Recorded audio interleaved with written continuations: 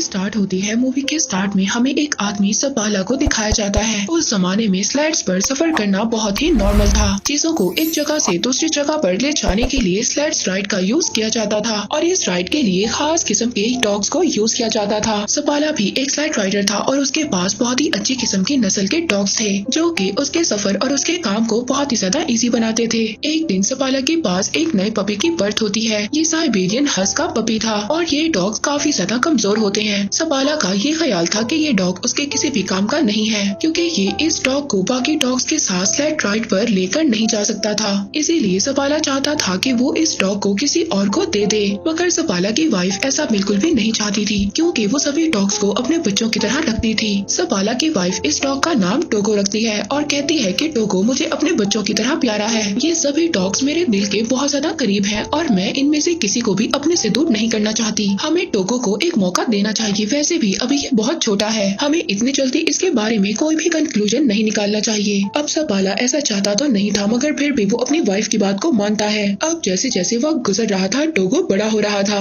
लेकिन टोगो काफी ज्यादा शैतान था और उसने सपाला के नाक में दम कर रखा था। सपाला की वाइफ हमेशा सपाला से यही कहती थी कि वो टोगो को अपने साथ स्लाइड राइड पर लेकर जाए, मगर सपाला अपनी वाइफ से यही कहता है कि टोगो अभी बहुत ज्यादा वीक है और ये स्लाइड राइड पर सरवाइव नहीं कर सकता। सपाला अब एक दिन टोगो को अपने फ्रेंड को दे आता है, मगर सपाला की वाइफ ये जानती थी कि टोगो जितना ज्यादा शैतान है उसको कोई भी नहीं रख सकता और अब होता भी ऐसे ही है। अगले दिन सपाला का फ्रेंड टोगो को वापस ले आता है और कहता है कि ये तुम्हारा डॉग बहुत ज्यादा शैतान है और इसे मैं अपने साथ नहीं रख सकता। और इस बात पर सपाला की वाइफ बहुत ज्यादा मुस्कुराती है क्योंकि टोगो वाकई शरारती था। सपाला जब भी अपने बाकी डॉग्स को राइड पर लेकर जाता था तो टोगो उसके पीछे आता था। हालांकि सपाला टोगो को फेंस के पीछे बांध दिया करता था, मगर फिर भी वो जमीन को खोद कर वहाँ से भाग जाता है और सीधा सपाला के पीछे जाता है। अब टोगो के आने से वो बाकी डॉग्स के साथ मस्ती करता है, जिस वजह से सपाला की प्रैक्टिस खराब हो जाती है जो वो अपने डॉग्स के साथ कर रहा था। एक दिन वो पानी में भी गिर जाता है। सपाला उसकी शरारतों से तंग आ गया था, इसलिए अब वो टोगो को रूम में बंद कर देता है, मगर टोगो वहाँ से भी किसी तरह से बाहर निकल आता है। अब एक दिन सपाला अपनी एक फीमेल फ्रेंड को कन्विंस करता है कि वो टोगो को अपने पास रख ले। सपाला की फ्रेंड बहुत ज्यादा स्ट्रिक्ट थी, वो ये कहती है कि टोगो को रूम में ही रहना होगा।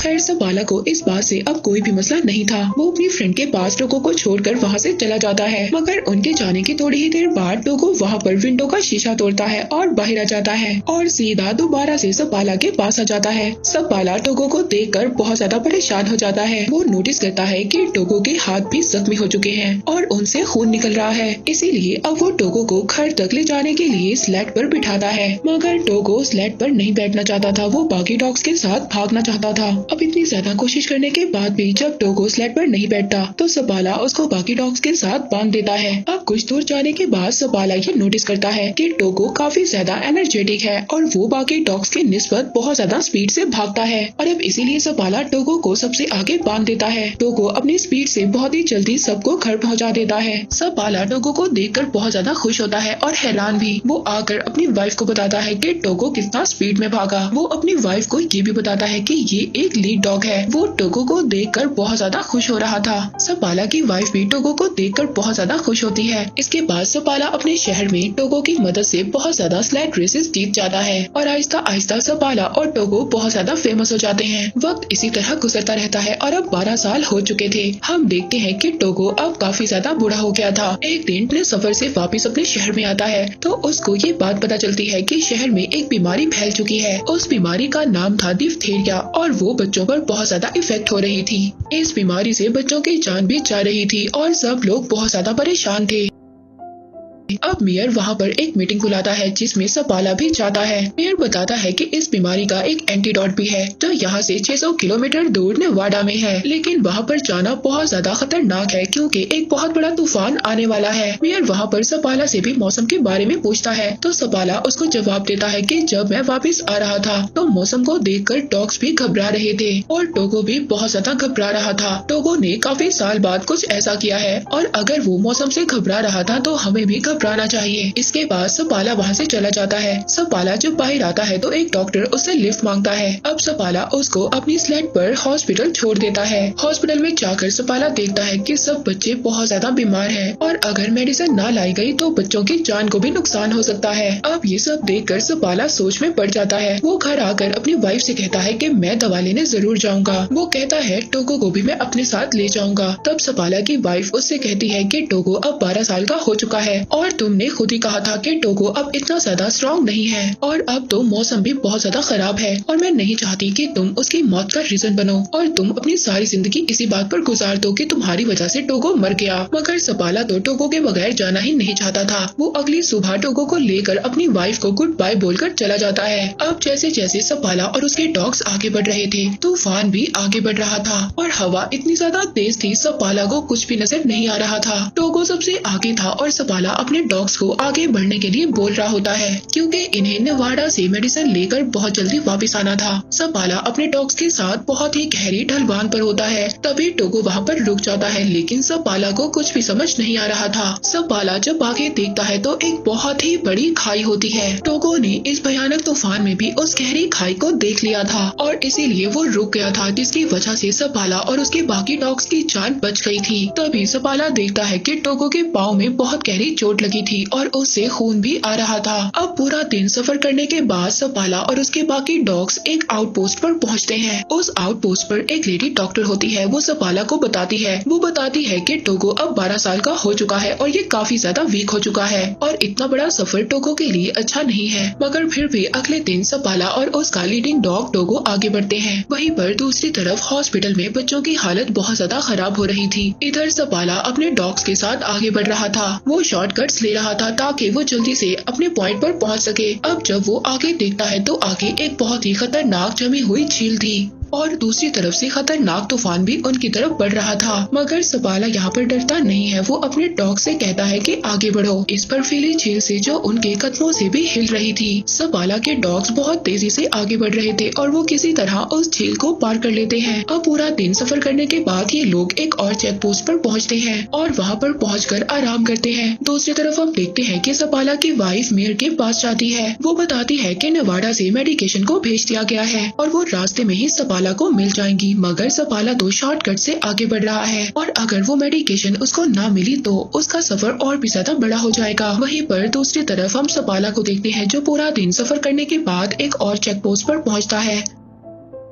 टोगो की हालत बहुत ज्यादा खराब हो गई थी। टोगो फिर भी आगे बढ़ना चाहता है। वो रुकना नहीं चाहता, वो लीड करना चाहता है और अब ऐसा ही होता है। सपाला अपने शॉर्टकट से जा रहा था और अगर उसको वो आदमी ना मिला जो नेवाडा से मेडिकेशन ला रहा था तो सपाला के लिए उसका सफर और भी ज्यादा मुश्किल हो जाएगा। अब सपाला यहाँ पर बहुत ज्यादा थक गया था। उसकी आंखें बंद हो रही थी मगर उसके डॉग्स बिजली की तरह आगे बढ़ रहे थे। हम देखते हैं एक आदमी है जो नेवाडा से आया था। उसके पास ही दवा थी। वो आदमी रुकता है मगर सपाला अपने डॉग्स के साथ आगे बढ़ रहा था। वो आदमी उसको आवाज भी देता है लेकिन सपाला अपनी हिम्मत होशी में होता है। यहाँ पर बहुत तेज हवा भी चल रही थी जिसकी वजह से सपाला उस आदमी की आवाज को नहीं सुन पाता। मगर टोगो ने यहाँ पर कुछ तो सुन लिया था। उस आदमी को ऐसा लग रहा था कि सपाला ने उसकी कोई भी बात नहीं सुनी और वो ऐसे ही आगे चला गया। मगर तभी वो आदमी देखता है कि सपाला वापस आ रहा था क्योंकि टोगो वहाँ पर रुक गया था और अब सपाला के पास वो दवा थी जिसकी वजह से वो इतनी ज्यादा दूर आया था। अब वो दोनों आगे जाकर एक चेक पोस्ट पर रुकते हैं। सपाला का दोस्त उससे कहता है कि टोगो को यहीं पर छोड़ दो।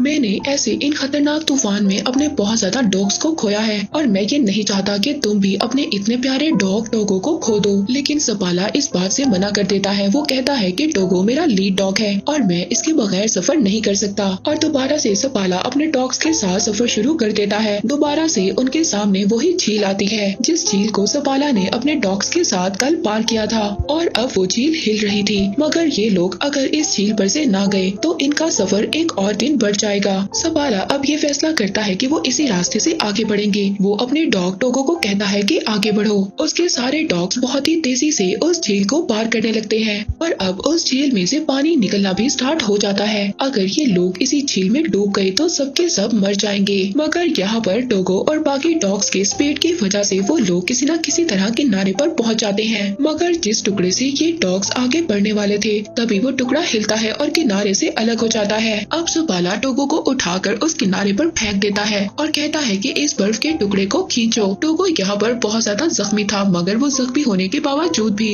अपना पूरा जोर लगाता है और सभी को किनारे पर ले आता है। अब ये लोग सबके सब उस जमी हुई झील से बाहर आ जाते हैं, जहाँ पर ये सब लोग फंस गए थे। अब सपाला अपने डॉग्स को किसी न किसी तरह बचाकर एक चेक पोस्ट पर ले आता है, जहाँ पर वही लेडी डॉक्टर भी थी। वो लेडी डॉक्टर जब टोगो को देखती है तो उसकी आंखों में आंसू आ जाते हैं। वो सपाला से कहती है कि तुम्हारा डॉग मर रहा है, इसकी हालत बहुत ज्यादा खराब है। वो यहाँ पर सपाला को भी उदास कर देती है, क्योंकि टोगो सपाला को बहुत ज्यादा प्यारा था। अब सपाला रात गुजारने के बाद जब अगले दिन अपना सफर शुरू करता है तो वो टोगो को आगे नहीं बांधता बल्कि पीछे बांध देता है, क्योंकि वो बहुत ज्यादा बीमार था और सफर भी नहीं कर सकता था। मगर फिर भी टोगो अपनी पोजीशन पर खड़ा हो जाता है। सपाला ये समझ जाता है कि टोगो अभी रेस्ट नहीं करना चाहता और वो अपनी जगह पर खड़ा होना चाहता है और ये अपना सफर खत्म करना चाहता है। वो टोगो को आगे बांध देता है, जिसके बाद वो लोग अपना सफर शुरू करते हैं। आखिरकार कुछ घंटों के बाद तूफान इतना ज्यादा खतरनाक हो जाता है कि सपाला को कुछ भी नजर नहीं आ रहा था और न ही सपाला को रास्ता नजर आ रहा था। वो टोगो के पास जाता है और कहता है कि मुझे तो रास्ता नजर नहीं आ रहा, तुम्हें ही अब हमें रास्ता दिखाना होगा और नेक्स्ट पोस्ट तक जाना होगा। सपाला यहाँ पर अपने पूरे चेहरे को ढांप देता है, जिसके बाद टोगो अब इनको आगे लेकर जाता है। मगर कुछ दूर जाने के बाद टोगो भी अब थक गया था, वो थक कर वहीं पर बैठ जाता है। अब सपाला उठकर टोगो के पास जाता है। वो टोगो से कहता है कि तुम्हें उठना होगा और हमें ये मेडिसिन लेकर जाना होगा, और अगर हम आगे अपनी मंजिल तक ना बढ़े तो हम यहीं पर मारे जाएंगे। मगर टोगो उसकी बात का कोई भी रिस्पॉन्स नहीं कर रहा था।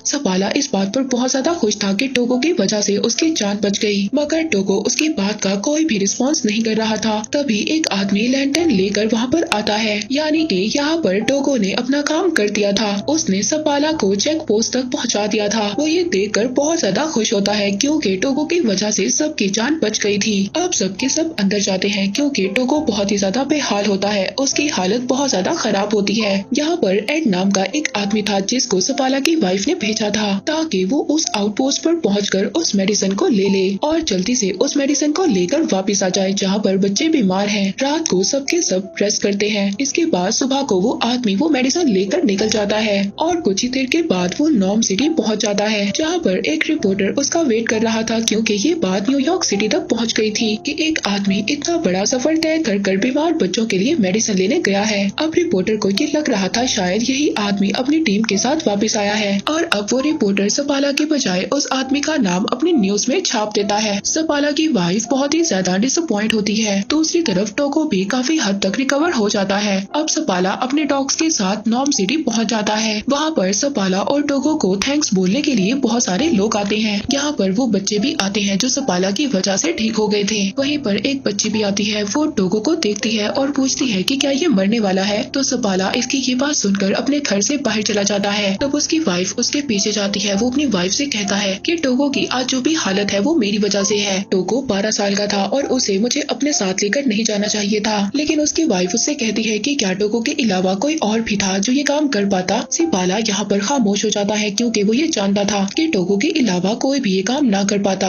अब इसके बाद हम देखते हैं कि अगली सुबह सपाला दोबारा से अपने डॉग्स के साथ प्रैक्टिस पर जा रहा था। अब टोगो जब ये देखता है तो वो भी बाकी डॉग्स के साथ बाहर जाना चाहता था, वो घर में नहीं रुकना चाहता था। अब सपाला इस बात को समझ आता है कि वो स्लाइड्स को नहीं खींचना चाहता था, बल्कि वो तो सपाला के साथ टाइम गुजारना चाहता था। अब थोड़े वक्त के बाद टोगो बिल्कुल ठीक हो जाता है। सपाला अपनी वाइफ और टोगो के साथ लंबी सैर पर जाया करता था। 2 साल के बाद टोगो के कुछ बच्चे भी होते हैं, जिन्हें वहाँ पर बहुत सारे मिशंस लेने आया करते थे। इन बच्चों की ब्रीड को एक नया नाम दिया गया था, वो था सपाला साइबेरियन। इसके बाद 1929 में टोगो की डेथ हो गई। उसके बाद भी सपाला डॉग्स को ट्रेन करता था, लेकिन टोगो तो उसकी सिटी में बहुत ज्यादा फेमस डॉग था। तो ये थी टोगो की